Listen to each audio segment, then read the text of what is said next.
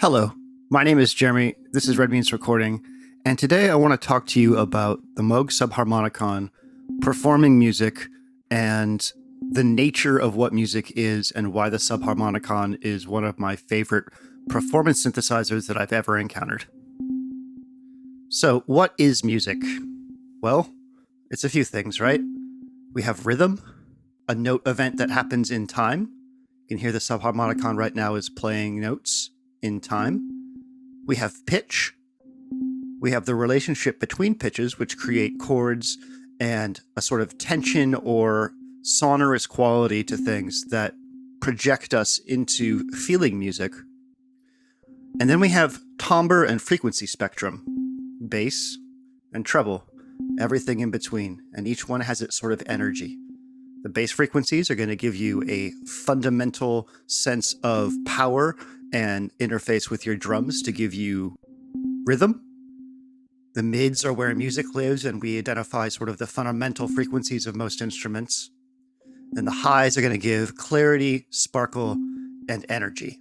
When I got the Moog Subharmonicon, I spent 2 days with it and was instantly transported into a place where I knew I could create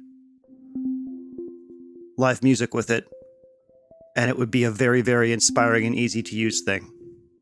The way the Subharmonicon works is you have two main oscillators here, two things that can create tones. Then you have, for each main oscillator, two subharmonic oscillators. I'm going to bring in the second one now. This thing right here is a pitch sequencer, and you can see that it's attached to frequency 1. So I am manipulating the pitch of this oscillator, and I'm also creating rhythmic events in time. Go ahead and bring in the sub-oscillator so we can get a little bit of bass. These polyrhythm things, create new rhythms by dividing and multiplying the grid of the tempo. In this case, we're working at 95 BPM, and we'll bring in the drums in a little bit. You can hear instantly that I have this wonderful low end where before it was just a pure tone on top. So there's my bass. I can bring that in as I choose. I can also take out that top and create a deeper arrangement if I want. When these rhythm things are all the way on the left, they're just going to play slowly and right on the beat. But as I divide the rhythm, I start getting interactions between these two rhythm generators, assuming that they're both sent to the same sequence. And it starts creating new polyrhythms. The further you turn them to the right, the more rhythmic energy you'll get because there'll be more notes. If I turn this all the way to the right, it turns it into just plain 16th notes. So you have control over pitch, complexity of rhythm, fundamental pitch, and then you can tune these sub-oscillators to various degrees of the main pitch. So, we turn this up. Give ourselves a little bit more timbre. All the way on the right, this thing is a unison with the main oscillator. But as I turn this, we'll start getting harmonic interactions between the two that can be very pleasing depending on how things are set up. Right now the sequence is set to only pitch track or pitch manipulate the main oscillator. But I could have this pitch sequencer also sequence the sub-oscillator's pitch, which gives you some interesting performance options depending on how things go. The second sub-oscillator is also up for grabs.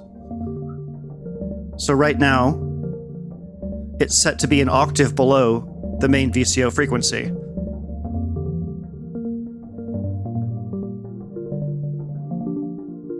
Now I have some kind of triad, some kind of chord that's manipulated by the main pitches over here.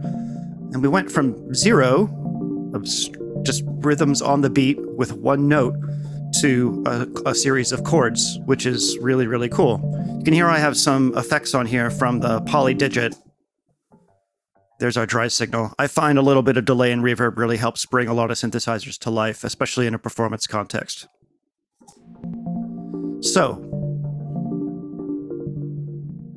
music is rhythm, music is tone, music is the relationship between tones, and music is timbre. Rhythm, tone, relationship between tones, and then we have timbre. You have timbre controls here too, because you can shape what level these different octaves are coming in, or these different sub-octaves are coming in. So I can take the bass out of my track. I can bring the bass back in different degrees.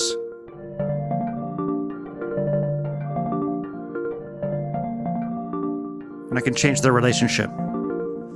Over here we have a lot of the controls that you will have on a lot of synthesizers, mainly a filter,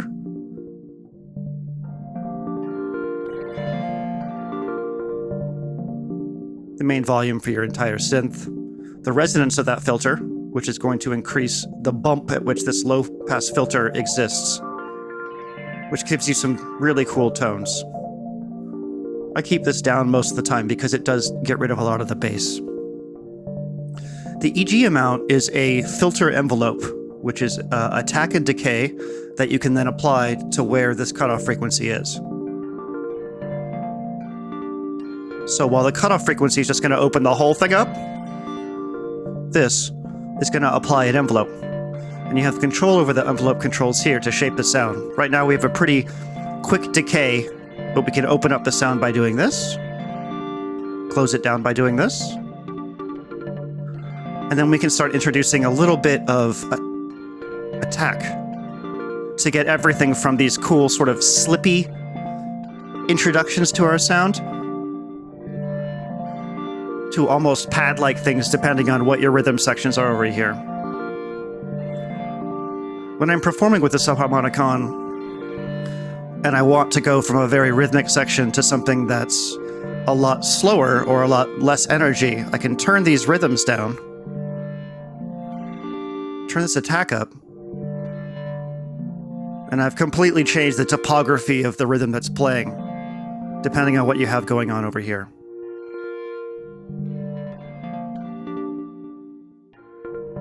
So, rhythm, tone, relationship between tones, and then timbre and shaping. And that's only one oscillator.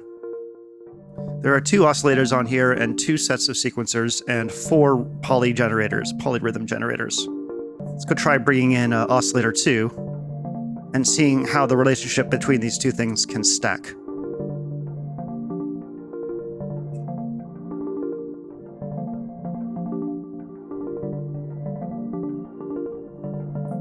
I forgot to mention that you do have 3 wave types. You have square, you have this pulse width thing, and you have saw. So that's another timbre control. I really like the square sound on here, especially through the Moog filter.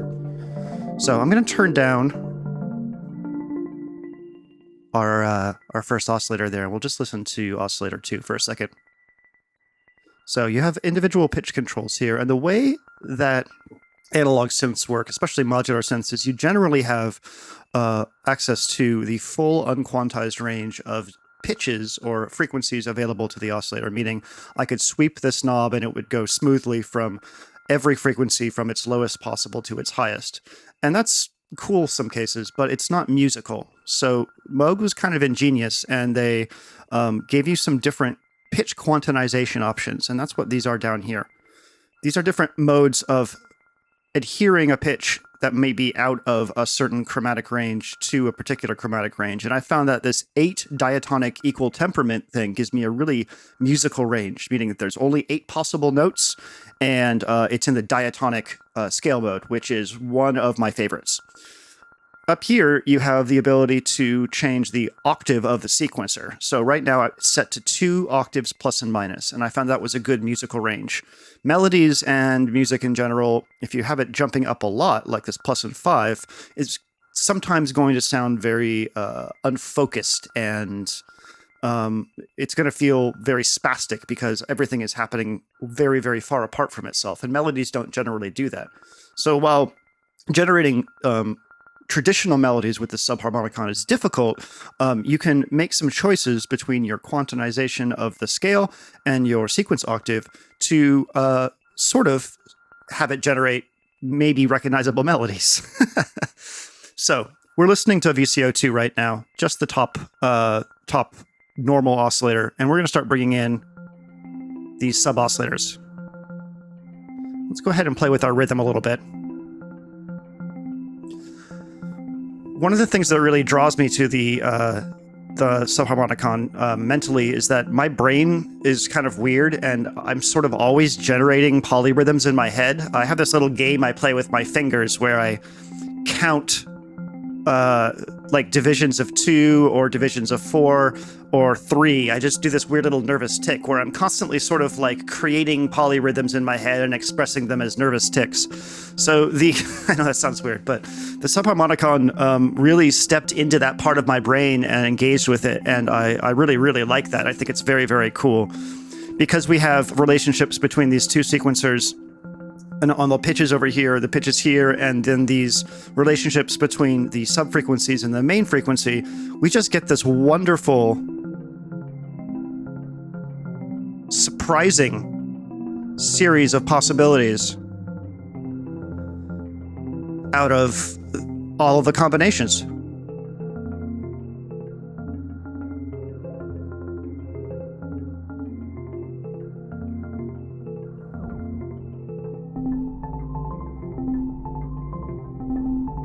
So this probably doesn't sound like a whole bunch right on its own, but what you need to do now is bring in something that is more stable, that you can then sort of place the rhythm against this sort of like ever-evolving poly rhythm. And I chose the Electron Digitakt as a drum machine for this because I know it very well.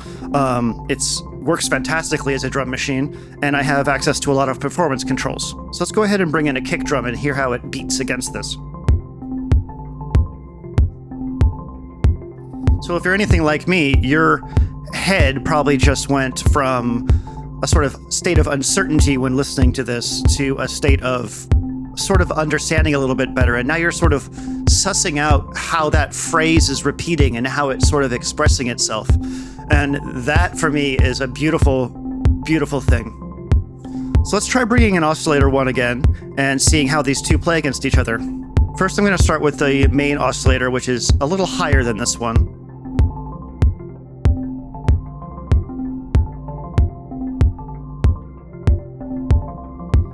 And you can hear we already have a very interesting interaction. We have 3 notes playing here that have a relationship with each other, different levels here.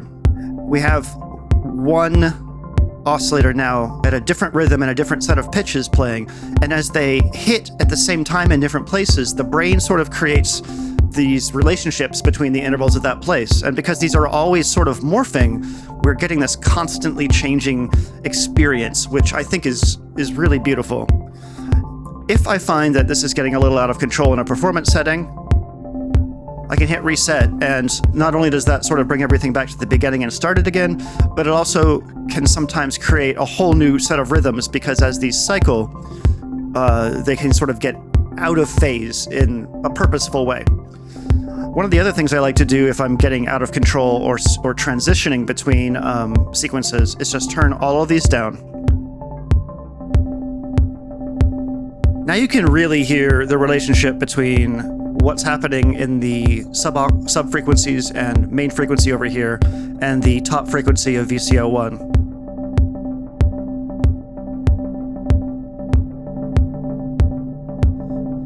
And now we have this sort of interesting chord stack.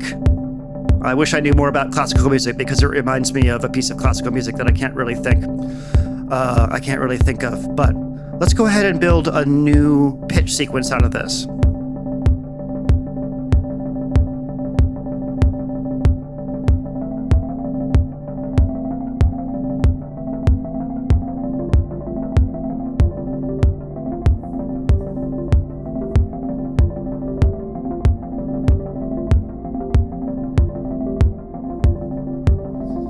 So for me personally, this experience of being able to shape timbre and relationship between these subharmonics and main oscillators gives me almost like being a DJ for like a classical orchestra. I just get all of these different elements, and it's surprising me with this thing, with these step sequencer that's constantly creating polyrhythms. So as a performance tool, I get to react to the instrument, and sometimes it's not always pretty. Like if I try to retune, I may find an interval that doesn't work, or I might find a note over here that doesn't work.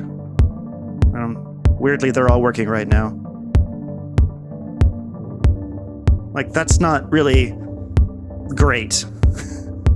But I can take out one element and listen to the other one, and then make decisions about how I'm going to treat the rest of this and bring them in one by one.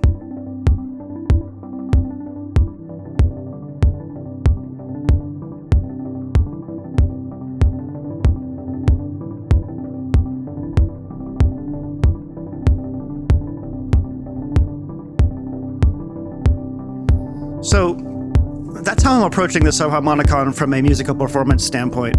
What's the Digitakt doing? Well, you've already heard the kick drum, so what else do I have going on here that I can shape the sound with? Lots.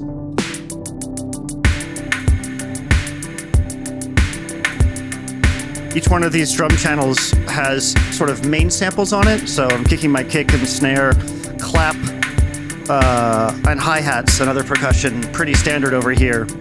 But because the Digitakt can have a sample pool on it, I'm able to go in and hit source and change a sample if I want to. And basically I can create new songs by reshaping the samples over here. And of course I could mute a track while I change that sample and then bring it back in. So for instance, this clap. I also have reverb and delay, which creates space and diffusion in a mix.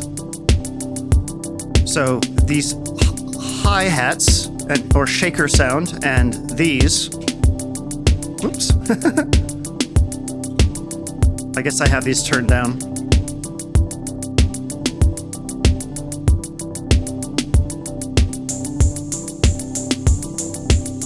These all create different types of energy.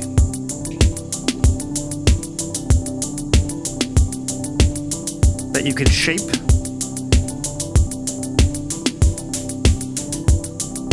And add energy to your sound.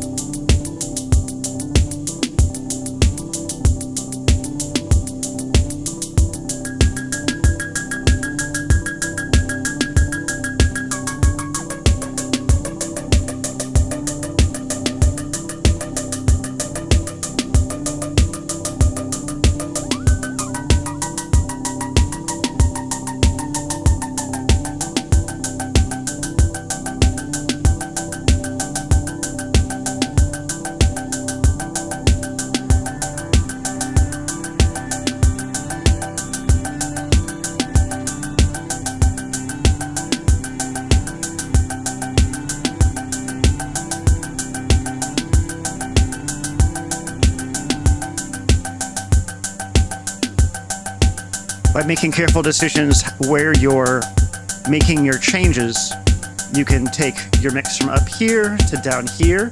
You can make it sparse. You can make it intense. And all the controls you need are right here. The final thing that I have been doing sometimes is I haven't done a lot of patching over here, but I really do like taking one of the sequences, so one of these sequencers here, and assigning to things like cutoff. So right now we're not hearing anything from VCO1.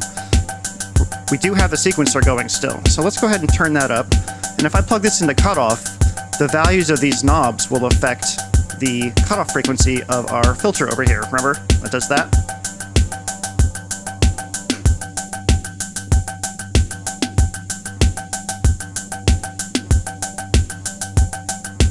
A whole nother level of interesting timbre relationships, creating another level on top of that polyrhythm, which is cool. Now, of course, if I was to bring in VCO1 right here, it might not be musical. We lucked out that it is, but initially we just kind of wanted to use these to manipulate the cutoff frequency. Another one that's fun to use is the pulse width modulation. So let's go ahead and check that out now.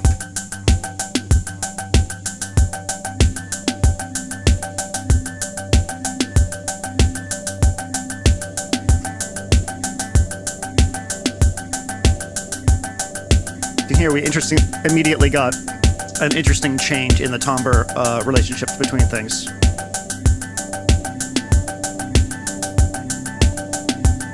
I really like that.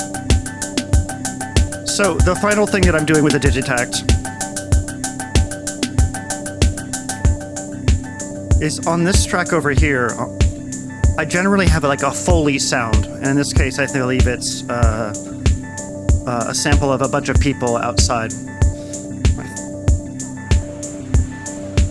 I use this to create atmosphere, and I use this to create build-ups and extra rhythms.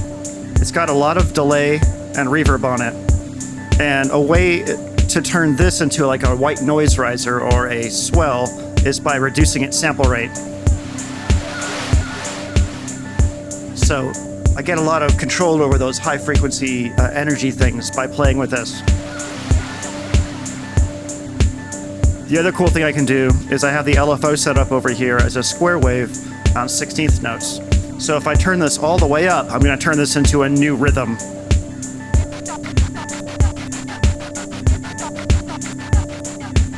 Which is just a cool texture that you can add on top of things. I can have this loop completely. Right now it's set to just hit at the beginning of each bar. If I turn this to loop, then when I mute this track, eventually, well, no, when it's looping, this will never end. It will just play in the background. If I have this set to just play forward, eventually it will stop. And that surprises me when it does, because it's a non-traditional length. It's not set to the beat. So I get to react to that too. This bed of sound that was there will eventually disappear. It's really, really fun. Finally, because these are set to a relationship, this 8 equal temperament, I can play with these pitches and get song sections, sort of. And sometimes you're lucky and they really, really work.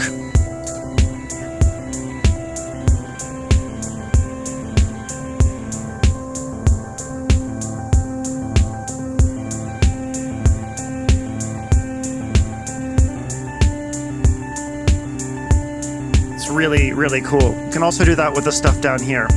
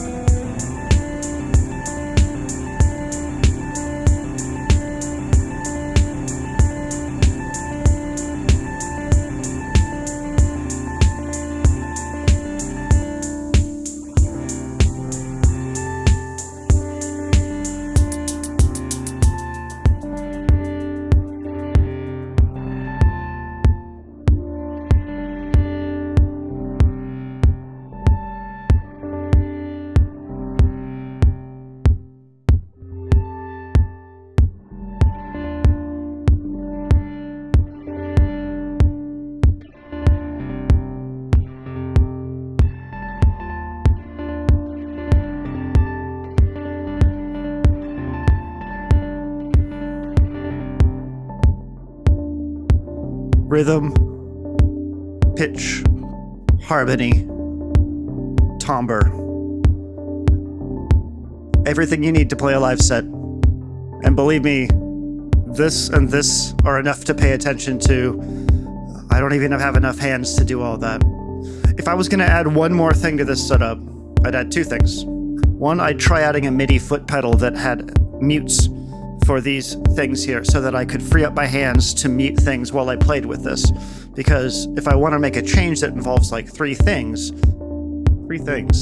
I have to make some tough decisions about how to do that. And sometimes 3 things is the magic number to really redefine a section of music. The other thing I might add is something that is showing me the MIDI note values for what's coming out of the Subharmonicon here. And the reason is that if I could see those, I could have something that could create a nice sustained pad or some kind of chord thing that's not so rhythmic that could act as sort of a nice gauzy bridge on top. But because I'm constantly adjusting these pitches here and these relationships between the pitches, I don't know by ear what pitches are coming out of this, so I would need some kind of visual reference for that. So yeah. I don't know in what form I'll be releasing my jams for this. I have 2 recorded, and there are some messy parts in them, and I'm trying to figure out whether or not I should just show you those messy parts too, or if I should edit them out. Let me know in the comments what you would prefer. The 120 BPM one is about 45 minutes, and there's some really stellar parts where everything gels together. And then there's a slower one about this tempo that's probably 20 minutes, 25 minutes. Anyways, thanks for watching. I hope this made sense. I hope you can see why I'm excited about the Subharmonicon and why anything that allows me to take a minimal setup and play live with it and feel inspired is a beautiful thing. Thanks for watching. My name is Jeremy.